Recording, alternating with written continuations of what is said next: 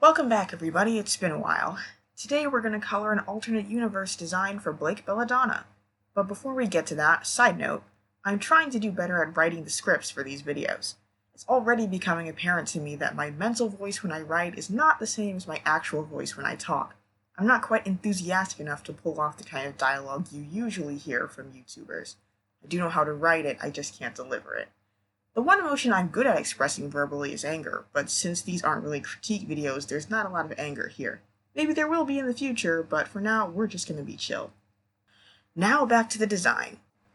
So I based this outfit on Ghira Belladonna because I figured using Kali would be too easy. I'd probably just end up with a design that looked like Kali with long hair, which would be boring.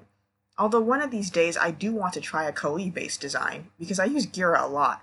If you've seen my previous Blake designs, you already know. So this design was actually fairly easy to color. Constructing it was difficult. There was a lot of trial and error about deciding which parts of Ghira's armor to include and where to put them, but as for the clothes, I basically just put everything in black and it came out fine. Sometimes the simplest answer is the right one. And now it's story time. As it happens, using Ghira as inspiration was a stroke of genius this time around, because it inspired this version of Blake's entire backstory. In a nutshell, this Blake is actually bitter rivals with Adam Taurus, who rose to prominence in the White Fang by killing her father. And their rivalry splits the organization into two factions. Blake's followers are more traditional, trying to honor Ghira's memory and example, while Adam's followers are more radical, trying newer and bolder tactics to make humans pay attention to their demands. Adam isn't really satisfied with this situation, however. He doesn't want to share leadership with Blake, he wants it all. And Blake hates him with a passion for what he did to her family. So whenever the two meet, it usually turns into a brawl. And their most recent encounter got especially violent, as evidenced by all of Blake's scars, and although I didn't draw Adam, I imagine that he lost an eye, mostly because I think he'd look fantastic in an eye patch. Someday I think I will draw him. Maybe it won't be for one of these videos, but I want to do it. Anyway, due to her injuries, and probably some other story reasons, Blake decides to lie low for a bit, and that's how she gets to Beacon. And while she's there, I think her character arc would be pretty similar to the canon, learning to trust people and let them help her instead of always going it alone.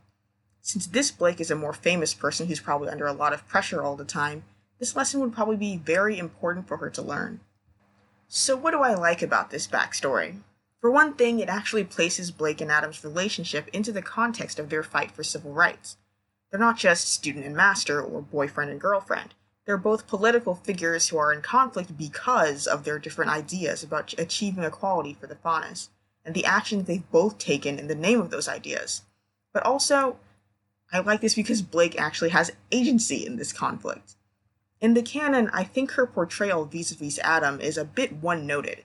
He's the abuser and she's the victim, so she has to be distressed and scared whenever he's around. And that's it. Even though they've spent years together, fighting alongside each other, we don't really see the familiarity that you'd expect from their relationship. Just basic, nondescript fear. He might as well be a stranger stalking her.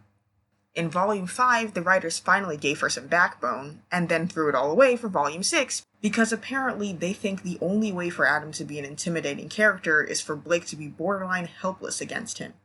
But I think Blake deserves a little more credit than that. She's a tough girl, and besides, just because she's an abuse victim doesn't mean she has to be a damsel in distress for Yang to swoop in and rescue. She can be tough, she can be angry, she can want to fight back, and still also be a victim.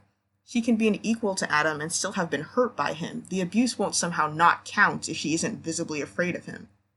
And I think Blake and Adam's dynamic would be more interesting if Blake could contribute to it more.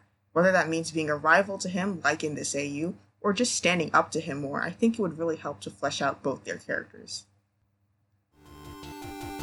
Thank you for watching, like, subscribe, whatever, and check out my Ko-fi page gallery to see the finished pictures in these videos. Till next time!